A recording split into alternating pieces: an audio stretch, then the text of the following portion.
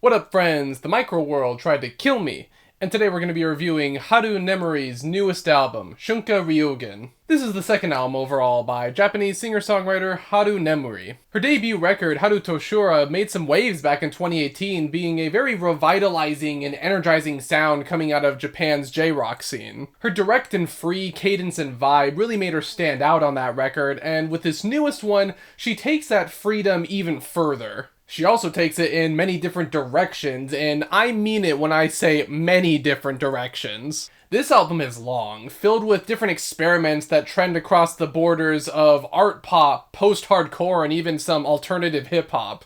It's not nearly as cohesive as her debut, and the length can wear on you a bit by the end, but I do think she brings in a lot of really unique and interesting concepts to the record that keep you on your toes throughout the entire thing. The chanted and orchestral opener of Sanctum Sanctorum is a pretty interesting start for the record, with these echoing vocals and elegant organs. There's some real Castlevania shit going on here. It's a calm before the storm of sorts, and I can appreciate the lead-in as the sort of heartbeat-like drum pulses into the next track. The chants continue into the next song, Déconstruction, as well. The marching beat is very energetic and feels like a natural progression, and Haru's vocals are also very smooth and slick over it, too.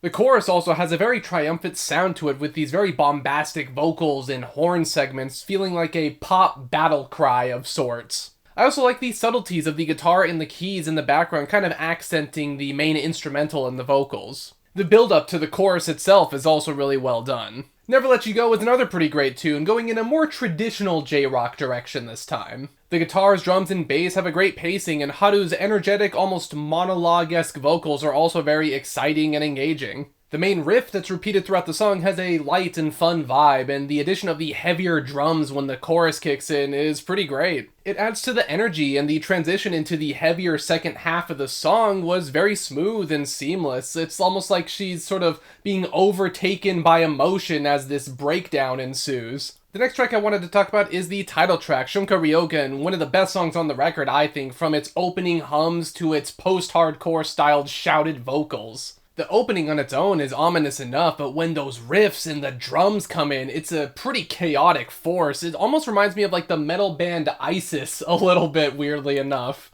The instrumental is crunchy as hell, Haru's vocals are dire and expressive, and the progression of the track is very hard-hitting, I think. I also love the addition of the strings and how they mesh with the haunting effects of the background vocals. It's just an overall great song with a lot of layers and emotion to keep you engaged. Souzou Suru, unfortunately, is an example of the album at its weaker moments, though, when the experiments don't quite pan out. The main sample is interesting at first, but quickly becomes annoying with how short and repetitive it is. The electronic-styled production and booming bass have some punch to them, but the instrumentals overall end up feeling kinda sloppy and haphazard. The vocals also aren't really as engaging as on the previous songs. Everything here just kinda feels like it was thrown into a blender without really any idea of how it would end up. It's a nice idea for what it's worth, but it's not the best execution. Bang, on the other hand, is another nice and sort of straightforward J-rock tune. The chorus almost kind of reminds me of the punchy K-pop choruses of old, like second generation stuff, so that was pretty cool. The addition of the gritty guitar riffs and synths are fun, and they give the track a sort of digital flourish without being too on the nose. The vocals are also really fun and just exude a sort of party-like vibe, like everybody's just having a good time. The sampled vocals in the background are also pretty neat. I kind of want to see more of this in future Haru Nemuri projects, actually. Shunrai is one of the more punky songs on the record, with a very rapid-fire pacing and catchy riffs. The drums are tight, and the production is simple and to the point, but it works to the track's benefit, I think. The guitar tone on this song is really cool, again almost having a sort of electronic touch while also keeping its naturalistic sound. The vocals have a quaint anthemic sound that's pretty endearing, very similar to other J-rock bands like Scandal. The song knows what it wants to do, and it does it well. Old Fashioned, on the other hand, is again one of the weaker moments of the record. The classic ragtime intro on this one is pretty funny, but the main instrumental just sounds awkward here. It's an overblown electronic track with these omnipresent guitars and a trap beat of all things. It's just a bunch of stuff that does not really work together. It doesn't mesh in a very natural way. The vocal distortion on the chorus was a nice idea, but it wasn't implemented very well, and I feel like it should have had more of a presence on other parts of the track so it doesn't feel really jarring when you first hear it in the chorus. This song's kind of the epitome of everything in the kitchen sink just not really being the right approach sometimes. Kickin' the World is another one of the best songs on the record, feeling very similar to the title track actually.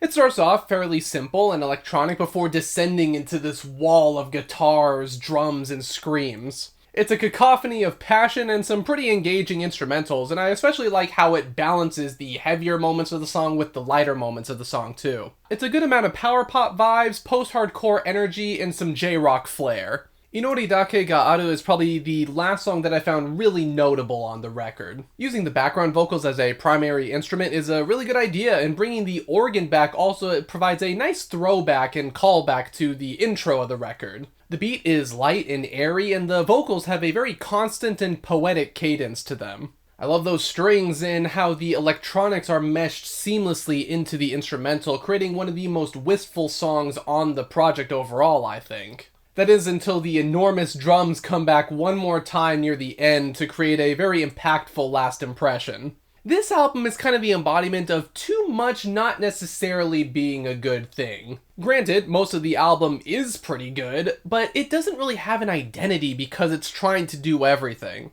There's a ton of ideas here, many of which are interesting, but little to no cohesion because of it. Like, so many songs could have been taken off the record and listened to on their own, and you would basically lose no context. Some experiments also seem to work much better than others, as Haru seemingly was much more at home with the post-hardcore and J-rock songs, as opposed to the sort of Daoko-inspired art pop songs.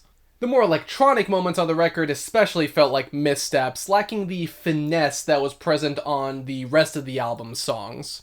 Overall, there's a lot of fun stuff on here, to be honest. It just needed to be curated a bit more to bring the overly long album runtime down and to create a more thematically cohesive and consistent project.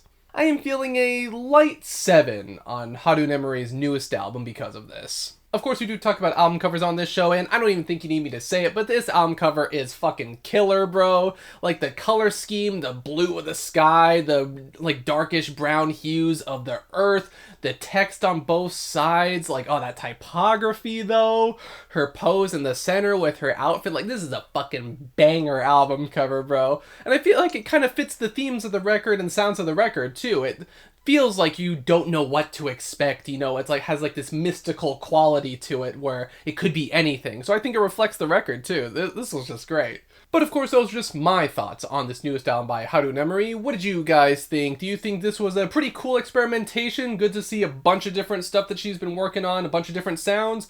Or did you like her more consistent previous record better? Let me know. Be sure to like, comment, subscribe, ring the bell if you're not sick, like I'm not anymore. And until the next one, farewell.